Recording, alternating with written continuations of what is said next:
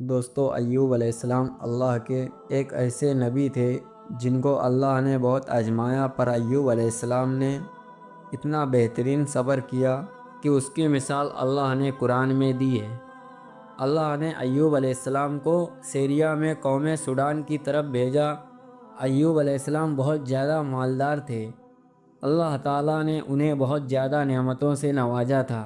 ان کے پاس لاتعداد نوکر چاکر تھے اور بے شمار بھیڑ بکریاں تھیں۔ اللہ نے ایوب علیہ السلام کو بہت ساری زمین اور جائیداد بھی عطا کی تھی۔ ایوب علیہ السلام کاروبار کرتے تھے۔ ان کا بزنس دور دور تک پھیلا ہوا تھا۔ اللہ نے ایوب علیہ السلام کو بہت ساری اولاد بھی عطا فرمائی تھی۔ ان کے 7 بیٹے اور 7 بیٹیاں تھیں۔ ایوب علیہ السلام خود بھی صحت مند اور بے حد طاقتور تھے۔ ظاہر ہے اتنے امیر اور جمیل انسان کے دوست بھی بہت ہوتے ہیں۔ ہر کوئی ایوب علیہ السلام سے دوستی رکھنا چاہتا تھا۔ اللہ نے ایوب علیہ السلام کو بے شمار نعمتوں سے نوازا تھا، اور روئے زمین پر ایوب علیہ السلام نعمتوں سے مالا مال شخص تھے۔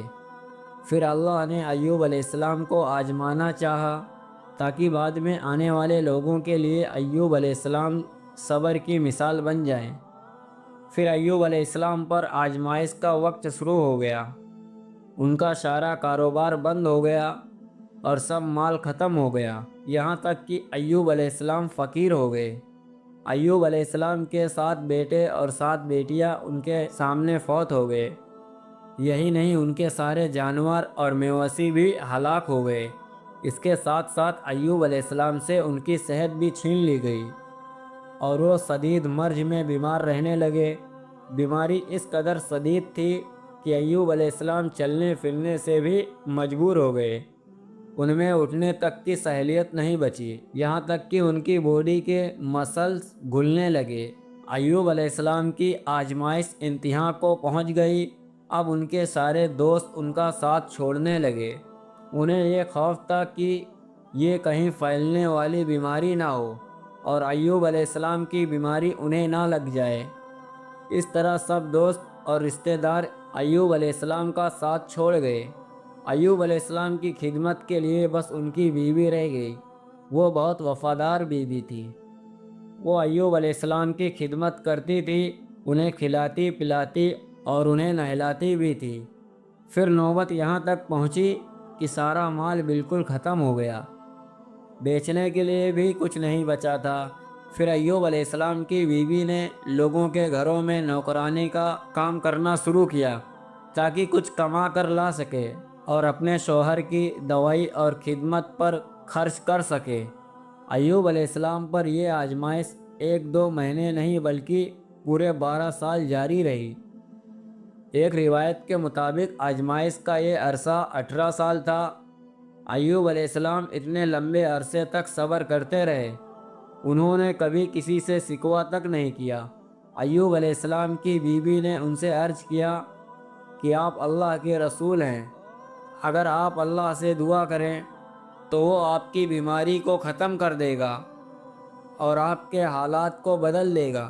ایوب علیہ السلام نے فرمایا، مجھے اللہ سے دعا کرتے ہوئے شرم آتی ہے، کیونکہ جتنا عرصہ خوشحالی میں رہا ابھی اتنا عرصہ بیماری اور تندرستی میں نہیں گزرا، اس لیے میں ابھی یہ دعا نہیں کروں گا کہ اللہ مجھے شفا عطا کر دے یا میری اس حالات کو بدل دے جب تک 80 سال نہ گزر جائیں۔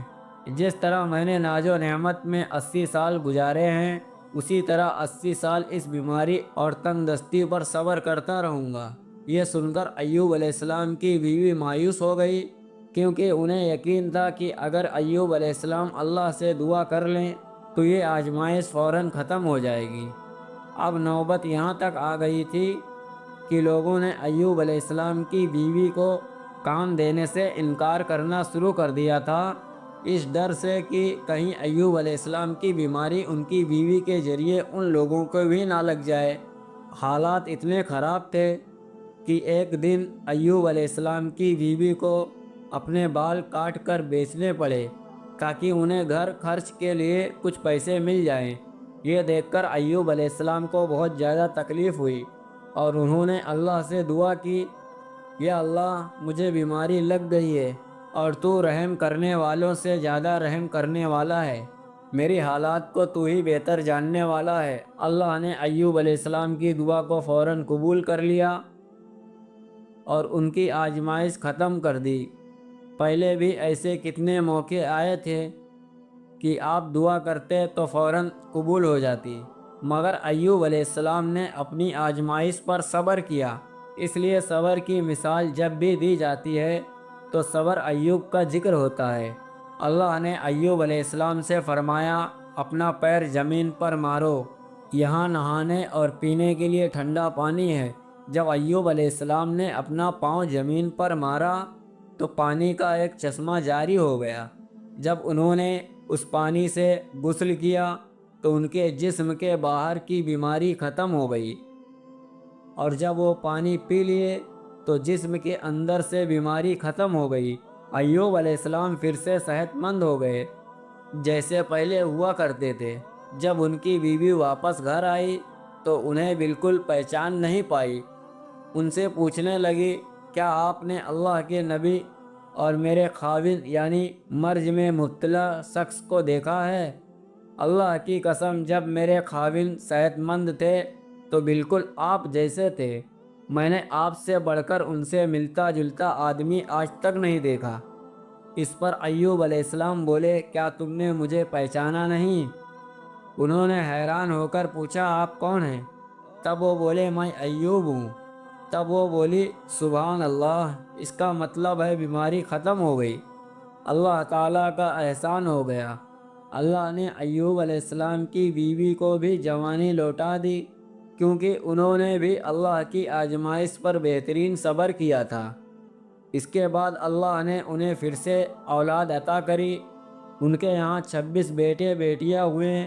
ایک روایت میں ہے کہ 26 صرف بیٹے تھے، بیٹیاں الگ سے تھیں۔ محمد صلی اللہ علیہ وسلم نے فرمایا، جب ایوب علیہ السلام غسل فرما رہے تھے تو ان پر سونے کی ٹڈیوں کی برسات ہونے لگی۔ اللہ ایوب علیہ السلام کو غسل کرنے کے دوران سے ہی نوازنے لگا۔ ایوب علیہ السلام نے ان سونے کی ٹڈیوں کو اپنے کپڑوں میں جمع کرنا شروع کر دیا۔ اس پر اللہ نے فرمایا، ایوب، کیا میں نے تمہیں مالدار نہیں بنا دیا اور اس نئے نازل ہونے والے مال سے بہتر بے پرواہ نہیں کر دیا؟ ایوب علیہ السلام نے عرض کیا، جی ہاں میرے پروردگار، لیکن میں آپ کی رحمت اور برکت سے بے پرواہ نہیں ہو سکتا۔ اللہ نے ایوب علیہ السلام کی جوانی اور صحت واپس کر دی، مال اور دولت واپس کر دیا، خاندان اور اولاد پھر سے عطا کر دیے۔ اللہ جسے چاہے اسے آزماتا ہے اور جسے چاہے اسے نوازتا ہے، اور اگر اللہ ہم سے کچھ لے لے تو اسے بہتر عطا کرتا ہے۔ اللہ نے قرآن میں ایوب علیہ السلام کے صبر کی تعریف کی ہے اور ان کی زندگی کو صبر کرنے والوں کے لیے مثال بنایا ہے۔ آزمائش ہر کسی کی زندگی میں آتی ہے، پر اللہ یہ دیکھنا چاہتا ہے مشکل کے وقت میں ہمارا کیا رویہ ہوتا ہے اور ہمارا ایمان کتنا مضبوط رہتا ہے۔ اس لیے ہماری زندگی میں جب بھی مشکل آئے تو ہمیں صبر کرنا چاہیے اور ہر حال میں اللہ کا شکر ادا کرنا چاہیے۔ ایوب علیہ السلام سے ہمیں یہ سیکھ ملتی ہے کہ ہمارے اوپر کوئی بھی مصیبت کیوں نہ آ جائے، ہمیں اس پر صبر کرنا چاہیے اور ہر حال میں اللہ کا شکر ادا کرنا چاہیے۔